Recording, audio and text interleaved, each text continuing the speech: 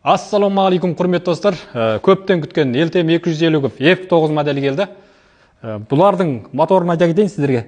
Моторы 250 күп, 169 мотор, штанги мотор, 6 скоросты, балансирі валмен. Және де шитек приборлар қазір электронный болып келді. Бүткілін көрсетеді міне. Телефон зарядты ода болады. Және де глушителі ақырап глушителмен. Мынандай несі бар, бұны салсаңыздар жұмсақ шығады, алып салсаңыздар дауысы қатты шығады. LTM-нің фанаттары көптің сұрауымен LTM M9 мен LTM F9-дың қазір сіздерге завайттап дауысын көрсететін боламыз. Қайсының дауысы ұнайды, сіздер комментарияға міндетті түрде жаза кетіңіздер.